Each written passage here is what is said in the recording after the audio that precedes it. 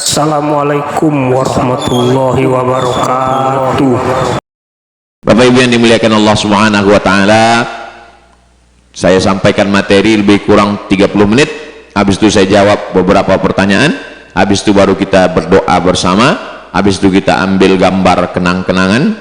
Setelah itu kita tetap tidak putus kontak karena kita selalu bersama dalam doa insyaallah. Bapak Ibu selama berdoa di sini sudah ada mendoakan saya supaya saya mati husnul khatimah? Dari bunyinya belum sampai. Saya cuma minta doa satu saja. Mau doa di dalam masjid bagus, di luar masjid bagus, setelah sholat bagus, sujud terakhir selalu. Saya cuma minta satu saja. Doakan Ustadz Somad mati husnul khatimah.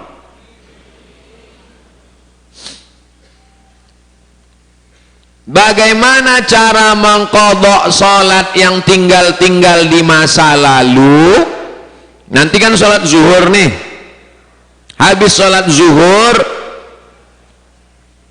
as-salatu 'alal amwati wat-tifli yarhamkumullah. Bertanya ke kawan sebelah, apa kata dia? Aku tak tahu. Kata dia, salatu 'alal tifli, salatu 'alal amwat, salat jenazahnya banyak. Kalau satu mauta, kalau banyak amwat. Watifli ada satu anak kecil. Kalau tak paham, tak laki-laki, tak perempuan, tak satu, tak dua, saya salat jenazah mengikut imam. Usolli ala hadzal maiti arba'at takbiratin fardul kifayati ma'muman lillahi ta'ala. Saya ikut imam. Allahu akbar. Setelah itu salat ba'diyah. Usolli fardhu zuhri arba'a rakaat. Usolli sunnata zuhri raka'ataini ba'diyatan. Setelah itu salat qadha. Usolli fardhu zuhri raka'ataini qadhaan. Qadha. Berapa kali Pak Ustadz? Sekali aja. Saya tinggal sholat 10 tahun Pak Ustadz. Setelah saya hitung-hitung 10 kali ini sekitar. Jadi kalau saya hitung-hitung, saya 3 kali sini kan kali 200.000 Pak Ustadz, berarti lunas. Ini namanya sarjana akuntansi. Bukan begitu, tak berlaku yang 100.000 itu lalu mengganti, bukan begitu caranya. Qadha'nya kata ahli fikih adalah sekali selesai sholat. Habis zuhur sekali, habis asar sekali, habis maghrib sekali, habis isya sekali. Sampai berapa Pak Ustadz? Sampai berapa yang tinggal? Berapa Bapak tinggal? Saya umur udah 50 Pak Ustadz. Nah, berapa tahun tinggal? Baru inilah sholat Pak Ustadz. Laksanakan aja, tak usah putus asa.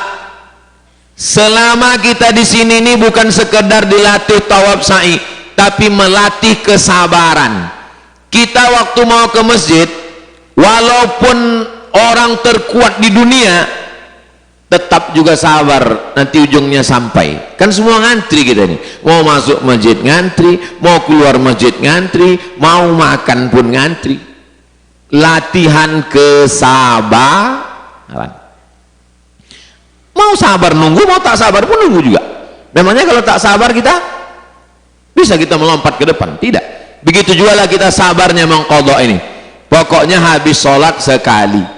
Saya tinggalnya 20 tahun Pak Ustadz. Ya, baru diqadha 2 hari meninggal. Mudah-mudahan diampunkan Allah. Sholat tidak bisa dialihkan ke orang lain. Sholat tak sama macam puasa.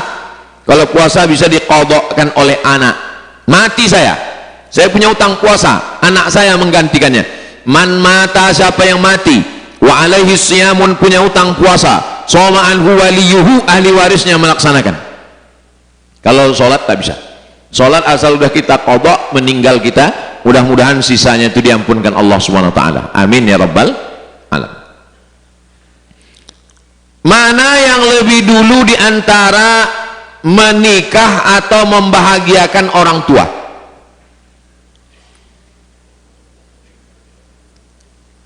Dengan menikah itulah kau membahagiakan orang tua. Ibu punya anak laki-laki, ibu kandung 9 bulan 10 hari, ibu susukan 2 tahun, ibu sekolahkan SMP, SMA, S1, S2, S3, S Cendol, S Teler, S Bandung. Setelah itu kebahagiaan ibu yang sempurna adalah ketika dia menikah. Itulah puncak kebahagiaan ibu. Maka kalau betul ibu mengikut sunnah Nabi, ibu akan katakan, nak, menikahlah kau. Puncak kebahagiaanku adalah bukan waktu kau wisuda, tapi waktu kau duduk di pelaminan.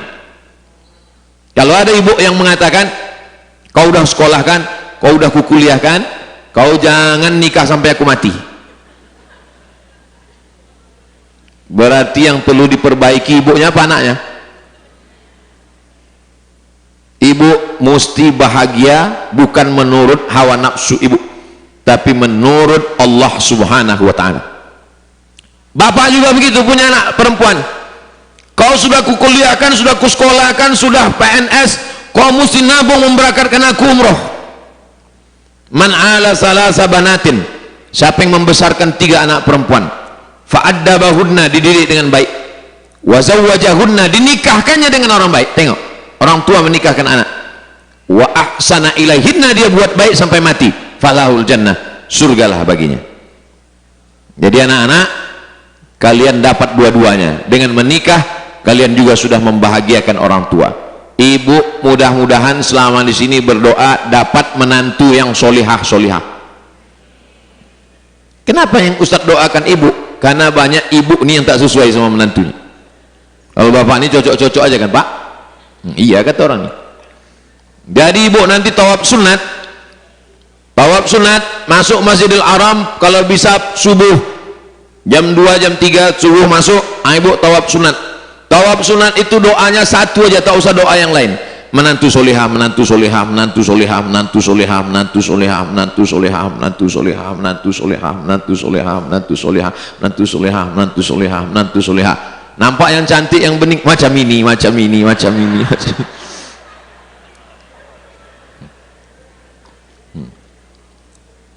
Bapak pun gitu juga. Tapi pas bapak bilang macam ini, hati-hati, tengok ibu di samping. Macam ini, apa kata kau tadi? 7 putaran itu doanya menantu solihah. Ustadz nih, anak saya kan 2 laki-laki, Mezian Hazik Abdillah, Ahmad Misbah, Sami Ahmad Misbahi Ibadillah. Saya pun mendoakan supaya anak-anak saya ini, saya tak ada anak perempuan, mudah-mudahan dapat saya lah menantu perempuan yang solihah-solihah, yang dijaganya kami sudah tua nanti. Jangan sampai kita sakit, mati aja lah kau, kata dia. Kekhawatiran bapak, kekhawatiran ibu, kekhawatiran saya juga. Ada rasa takut, rasa cemas dalam hati kita, tapi ada yang besar, Allahu Akbar. Allahu Akbar itu mengusir rasa takut, rasa cemas dalam hati kita. Saya dari Kalimantan. Apakah tempat sa'i termasuk dalam Masjidil Haram? Dan kalau termasuk, apakah ada dalilnya, Pak Ustadz?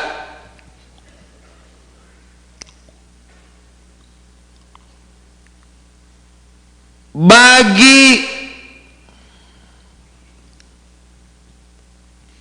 ini tanah haram. Tanah haram, di dalam tanah haram ada Ka'bah. Bagi yang di luar tanah haram, kiblatnya adalah tanah haram. Ini saya dari Indonesia nih, sholat, Allahu Akbar, kan tak kena Ka'bah, kenanya kemana? Kenanya ke ujung tanah haram. Sah. Berapa jarak panjang tanah haram ini? Dari Ka'bah ke Arafah 22 km. Dari Ka'bah ke Hudaybiyah 20 tambah 22 42 kilometer. Nah, itulah yang kita tembak dari Indonesia itu. Asal kena masjid, asal kena tanah haram itu sah. Bagi yang berada di tanah haram, yang ada di dalam tanah haram ini, maka dia kena Masjidil Haram. Ini Masjidil Haram. Salat dia, kenanya ujung Masjidil Haram, sah. Bagi yang di dalam Masjidil Haram, kenanya ke Ka'bah. 3. Kiblat orang yang di luar tanah haram, kena ke tanah haram. Kiblat orang yang di dalam tanah haram kena Masjidil Haram. Kiblat orang yang di dalam Masjidil Haram kenanya ke Ka'bah. Jelas? Yang mana Masjidil Haram itu Pak Ustaz? Subhanalladzi asra bi'abdihi lailan minal masjidil harami ilal masjidil aqsa, Ka'bah. Lalu kemudian dibangunlah di sampingnya bangunan.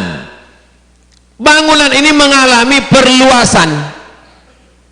Bangunan yang nampak di dalam kubah-kubah kecil yang ada tiang-tiangnya klasik, bangunan yang lama, bangunan yang tua, itu yang dibangun Turki Utsmani yang tumbang 1924. Perluasan lagi keluar, itulah yang sekarang Babul Fahad, Babul Malik Abdul Aziz, itu yang dibangun oleh rezim sejak 1924 sampai sekarang 2024. Perluasan. Jadi nanti kalau ada fatwa yang mengatakan sholat selama di dalam tanah haram maka dia dapat pahala selama sopnya tidak putus. Asal sop tak putus. Sop tak putus itu, ini hotel bapak, hotel ibu, ibu sholat di atas ini Ka'bah, nampak Ka'bah, buka jendela nampak Ka'bah. Allahu Akbar. Menurut mazhab Syafi'i, selama sop dia dengan sop terakhir itu 300 zira'.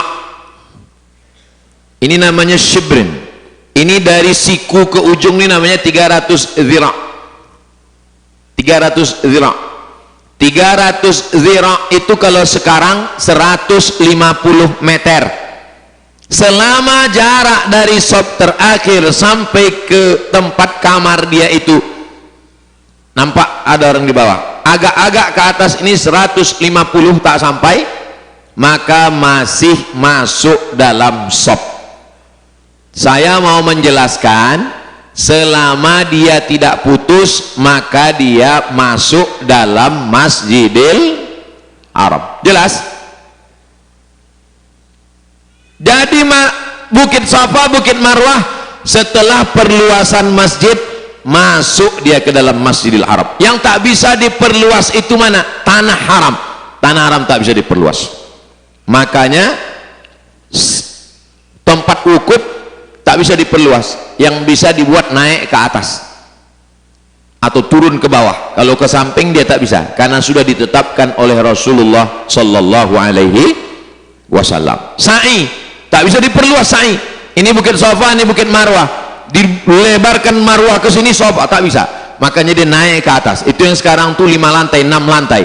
Nanti kalau siap orang sa'i di lantai yang ke-6 ke atas, dari Bukit Safa ke Bukit Marwah. Kesimpulannya bahwa masjid mengalami perluasan. Ketika bangunan masjid melampau Bukit Safa dan Marwah, maka masuklah dia ke dalam Masjidil Haram dan dia berada di dalam tanah haram. Wallahu a'lam bishawab. Apa yang harus dilakukan anak-anak ahli waris ketika orang tua meninggal? Apakah harus segera dibagi atau didiamkan agar ahli waris tidak sengketa? Mim ba'di wasiyatin, keluarkan wasiat. Berapa wasiat? Tidak boleh lebih dari 1/3 harta. Bapak hartanya 1 miliar, tiba-tiba ada dibuatnya tulis wasiat, kalau aku mati tolong kasih Ustadz Somad 500. Tidak sah. Yang sah ke saya hanya 333, yang 666 tetap dibagi kepada ahli waris. Jadi ibu jangan terlalu khawatir, ke kalian juga baliknya itu nanti. Ke saya cuma 333. Yang pertama, keluarkan wasiat. Setelah keluar wasiat, mim ba'di wasiyati yusi biha audain, keluarkan utang. Tengok berapa wasiat dia, 333, kasihkan ke Ustadz Somad. Berapa sisa? 666, bayarkan ke hutang. Hutangnya berapa? Pas 666, habis, tak dapat ibu. Saya dapat. Itu maka aku minta dulu tadi. Mim ba'di wasiyatin, keluarkan wasiat. Mim ba'di wasiyatin yusi biha au dain, keluarkan hutang. Setelah keluar wasiat, keluar hutang, barulah dibagi harta warisan. Tak ada yang bisa dibagi, Pak Ustaz. Itu makanya sebelum mati itu tanya-tanya dulu. Balik dari sini, tanyalah bapak nih, berapa wasiat bang, berapa hutang? Kalau tidak, dia hanya akan mati meninggalkan hutang. Segera pengajian keluarga arisan, jangan hanya sekedar sabar, pas mati mengamuk bawa parang panjang. Kaji masalah harta warisan. Nih pakar-pakar, ustadz-ustadz kita undang, buat kita pengajian khusus masalah harta warisan. Jangan sungkan cerita mati. Banyak orang kalau udah pengajian judulnya silaturahim, hubungan ukhuwah Islamiyah, pas mati mengamuk-ngamuk.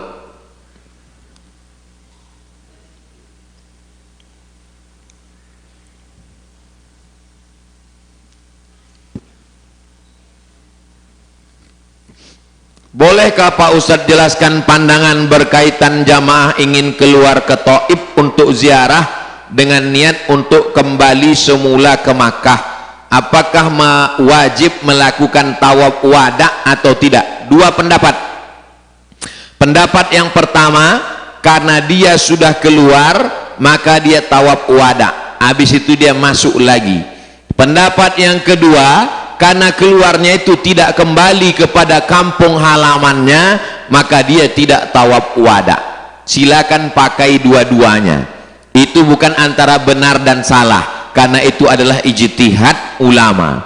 Pendapat yang ketiga, umroh tidak ada tawaf wada, yang ada adalah haji. Tapi saya tetap berpegang kepada umroh tetap ada tawaf wada. Jadi siapa yang mau pergi ke Taif, tawaf wada dia, berarti dipakainya pendapat pertama. Tak tawaf wada dia karena dia belum pulang ke kampungnya, berarti dipakainya pendapat yang kedua.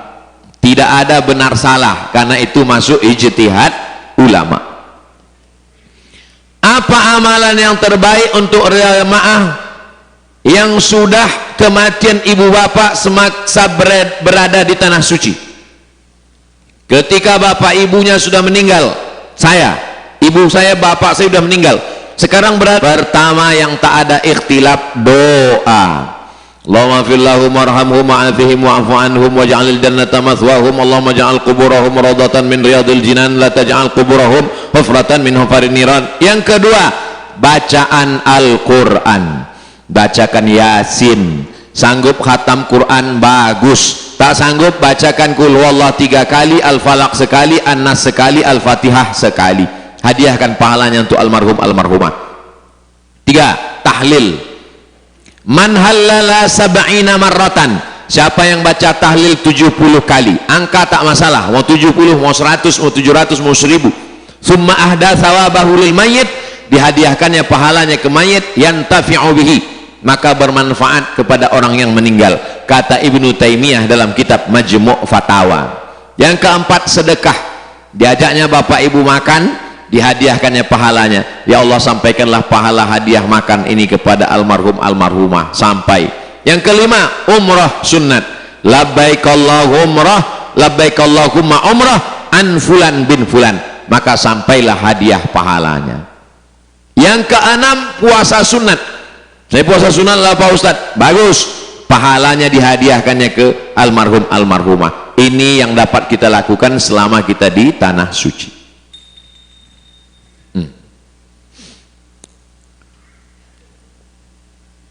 Jika sudah menikah 2 tahun, punya 1 anak laki-laki, qadarullah ayah dari istri meninggal dunia, lalu si istri pulang ke kampung halaman untuk mengantar ayahandanya ke kubur. Ketika sudah 3 hari di kampung, tiba-tiba suami menyuruh pulang dan istri tidak pulang. Lalu dia menceraikan istrinya. Pertanyaannya, apakah itu sudah jatuh talak Pak Ustadz, atau harus ada saksi? Mazhab Hanafi, mazhab Maliki, mazhab Syafi'i, mazhab Hambali, 4 mazhab sepakat bahwa talak tidak perlu saksi. Jadi kalau laki-laki menjatuhkan talak, maka jatuhlah walau tanpa saksi. Saya pertanyaan yang tidak mau saya jawab 2. Pertanyaan tentang talak, yang kedua pertanyaan tentang harta warisan. Karena biasanya kalau sudah ditanyakannya ke saya, tak sesuai jawaban saya dengan kemauannya, akan ditanyakannya ke ustadz lain sampai dapatnya yang cocok. Lama-lama dilaganya saya sama kawan-kawan saya. Begitulah tabiat orang ini. Waktu dia sedang mengamuk, jatuh talak 1000. Hujan, sayang dia. Habis itu ditanya ke ustadz, tak cocok, dicarinya ustadz lain sampai cocok menurut kemauan dia. Makanya saya 2 masalah ini jarang saya mau jawab. Masalah warisan, masalah talak, tulis di kertas kronologisnya, serahkan ke kantor pengadilan agama, nanti hakim yang akan memutuskan jatuh apa tak jatuh. Tapi menurut ilmu saya ini jatuh. Kalau sesuai dengan yang bertanya ini, diterimanya ini. Kalau tak sesuai, dicarinya juga ustadz lain nanti. Maka kalau tak puas-puas juga, pergi ke pengadilan, nanti hakim akan memutuskan. Jatuh kata hakim talak 1 sesuai yang bilang Ustadz Somad kemarin. Rupanya hakim itu sudah nonton juga.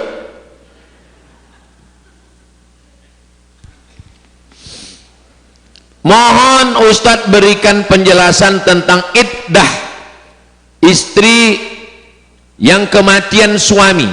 Walladzina yutawaffawna minkum, suami yang meninggal, wa yadharuna azwajan, meninggalkan istri, yatarabbasna bi anfusihinna, dia punya iddah arba'ata ashhurin wa asyra, 4 bulan 10 hari. Kalau tolak 3 bulan. Kalau hamil sampai melahirkan anak. Kalau suami meninggal sampai 4 bulan 10 hari.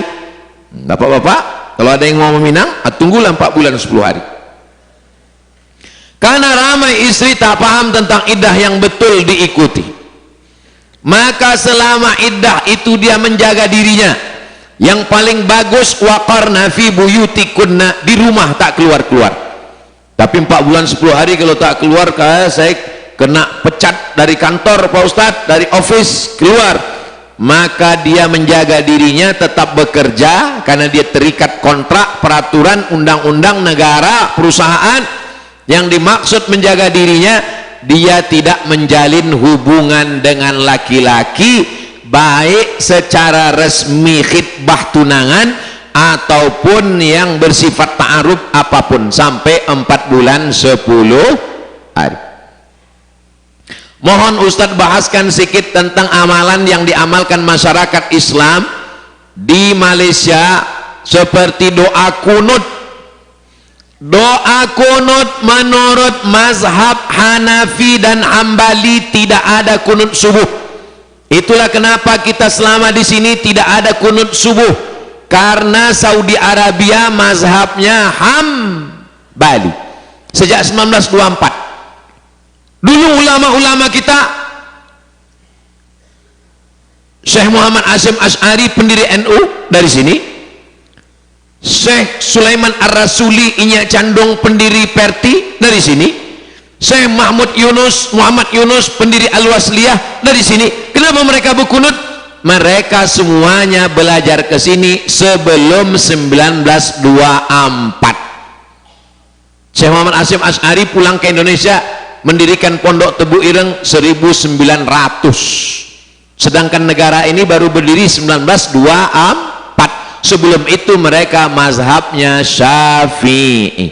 Mazhab Syafi'i berkunut subuh, sedangkan mazhab Hanafi Hambali tidak berkunut.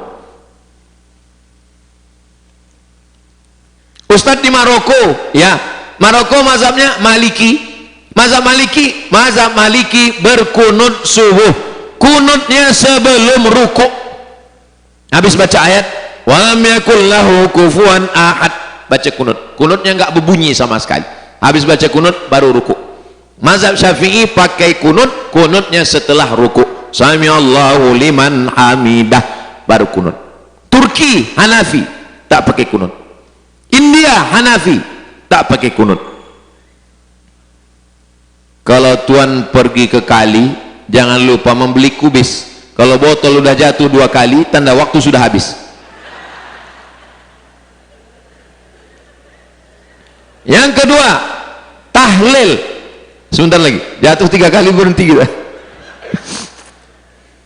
Tentang masalah tahlil.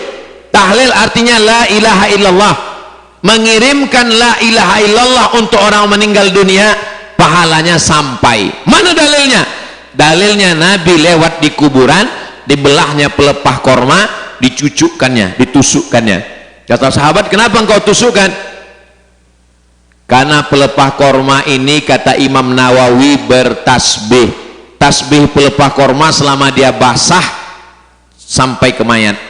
Kata Imam Nawawi mengomentari hadis ini dalam kitab Sahih Muslim. Hadis ini syarahnya namanya Al-Minhaj, syarah Sahih Muslim Ibn Hajjaj. Kalau tasbih pelepah korma sampai, maka tahlil orang beriman pun sampai. Mana yang lebih hebat, tasbih dengan tahlil? Afdhalu dzikri la ilaha. Itulah kenapa kita bertahlil la ilaha illallah, sampai tahlilnya. Tasbih pelepah korma aja sampai, maka tahlil orang beriman sampai. Itulah maka disebut dengan tahlil. Kenapa 7 malam? Itu pendapat tabi'in. Nabi, di bawah Nabi sahabat, di bawah sahabat tabi'in. Namanya Imam Atha. Kata Imam Atha, mayat itu diuji di kuburnya 7 hari 7 malam. Dianjurkan keluarganya bersedekah. Yang mau membuat berarti ikut pendapat Imam Atha dari karangan tabi'in. Yang tak mau membuat tidak apa-apa. Jangan sampai gara-gara tradisi lalu berutang karena ingin buat bubur kacang hijau dan pulut kuning. Bapak ibu yang kaya banyak duit, buatlah, mau 7 malam, mau 40 malam. Saya, mak saya meninggal, ayah saya meninggal, sampai sekarang tidak putus. Tiap bulan 200 paket dari saya sendiri dibantu dengan jamaah. Sampai sekarang udah tahun yang ke-5 tak putus, tak ada nunggu 40.000, pokoknya terus sampai mati. Jadi siapa yang membuat, bagus. Yang tak sanggup, la yukallifullahu nafsan illa us'aha. Wirid artinya bacaan rutin. Wirid ada bacaan rutin pagi, petang. 10 wirid, jangan sampai tinggal. 1 istighfar, 2 Al-Fatihah, 3 pangkal Al-Baqarah, Alif Lam Mim sampai wa ulaika humul muflihun, 4 ayat kursi, 5 ujung Al-Baqarah lillahi ma fis samawati sampai habis, 6 Qul huwallah 3 kali, 7 Al-Falaq sekali, 8 An-Nas sekali, 9 solawat Ibrahimiyah kama shallaita ala sayyidina Ibrahim, 10 afdhalu dzikri la ilaha illallah. 10 wiridnya jangan sampai tinggal. Habis subuh sekali, habis maghrib sekali. Talqin, hadis tentang talqin diriwayatkan oleh Abu Umamah Al-Bahili. Kata ahli hadis Imam Ibnu Hajar Al-Asqalani, hadisnya hadisun hasan. Kalau orang sudah meninggal dunia, dimasukkan ke liang lahat, maka bacakanlah talqin. Almarhumah ibu saya meninggal, setelah dikuburkan saya membacakan talqin karena hadisnya hadisun hasan. Tak ada ikhtilaf, ahli hadis yang ngomong begitu. Kenduri adalah membagi makanan. Apa dalil sedekah makanan sampai? Hadisnya diriwayatkan Sa'ad, ummi matat, emak saya meninggal, afa atasaddaqu anha, kalau saya bersedekah apakah pahalanya sampai? Kata Nabi, sampai. Ayu sedekatu afdal, apa sedekah yang paling afdal? Suqyal ma, memberi air minum. Kasih air minum, hadiahkan pahalanya. Air minum. Kalau teh tarik afdol. Bubur kacang hijau mantap, tapi jangan gara-gara segan malu sama tetangga lalu berutang. Dah macam itu 3 kali.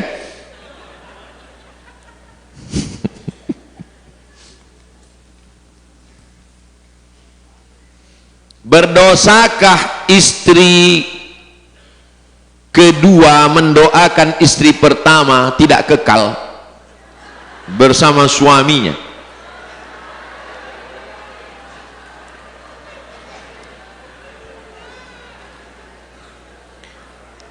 Kalau Tuhan pergi ke Makkah, jangan lupa singgah ke kota Madinah. Sudah lama Abdul Somad berceramah, inilah pertanyaan yang paling payah.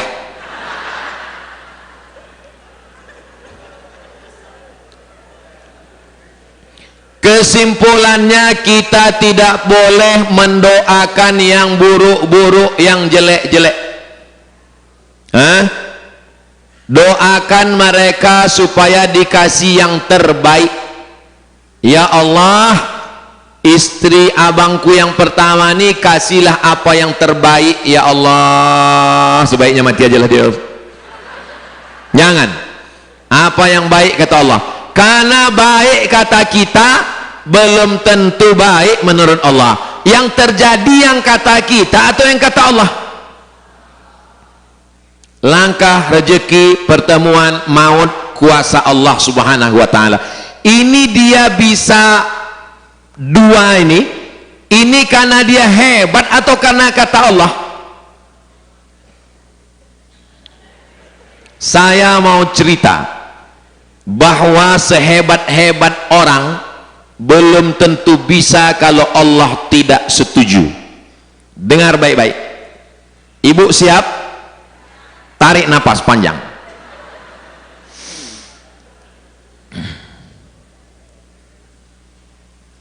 Ada kawan saya kena penyakit gagal ginjal. Ku tengok bapak ini paling serius. Gagal ginjal, resiko gagal ginjal, cuci darah, mati. Maka kata istrinya, ya Allah, kalau bisa hidup lakiku ini, silakanlah dia berbini sekali lagi. Kira-kira izinnya sudah dapat belum?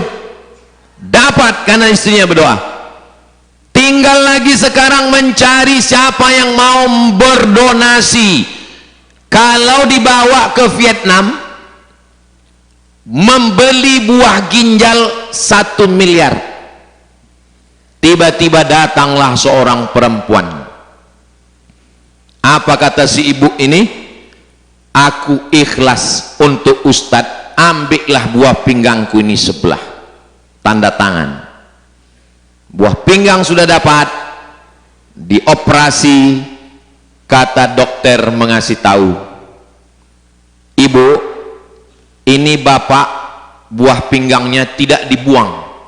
Yang gagal itu tak dibuang, tetap di dalam. Ditambah 1 lagi berarti 3. Ibu tahu kan kalau sepeda motor pistonnya 3 bagaimana kecepatannya? Kata si ibu ini, saya sudah siap dengan segala konsekuensinya. Piston 3, donatur yang berdonasi buah pinggang sudah ada, istri pula sudah bernazar. Menurut hukum rukun manusia tak ada yang menghalangi, betul? Tapi sampai sekarang kawan saya itu istrinya cuma 1. Kenapa? Karena istrinya merubah nazarnya. Pas sudah selesai ditanya, "Cemana dek?" Kata istrinya, "Aku dulu kan bernazar kalau kau hidup sehat kau boleh nikah." Ya, ada sedikit direvisi bang. Mana revisinya? Kau boleh nikah sama yang 50 ke atas. Akhirnya sampai sekarang saya tak boleh sebut nama, menjaga kode etik, tapi orangnya masih ada, hidup sekarang, sehat walafiat. Disitulah saya ambil pelajaran. kalau tak jadi kata Allah tak jadi. Jadi ibu-ibu yang sudah sempat terjadi bersabar, sabar kuat. Yang bapak yang belum terjadi, ibu kawal baik-baik. Banyak hikmah dari pelajaran ini, bahwa semua rukunnya sudah cukup, tapi kalau tidak kata Allah tidak terjadi. Tak jadi pak, ibu pun jangan takut, insya Allah kalau tidak kata Allah tak jadi. Jadi jangan gara-gara ibu cemas, karena ini sistemik dia. Kalau ibu terus cemas, asam lambung naik, darah tinggi naik, kolesterol naik, emosi naik, sebentar-bentar nelpon, sebentar-bentar miss call, sebentar-bentar. Ibu yakin aja dengan cerita ini, kalau tidak kata Allah tidak, kalau terjadi nanti Pak Ustaz berarti setuju lah Allah. Jelas?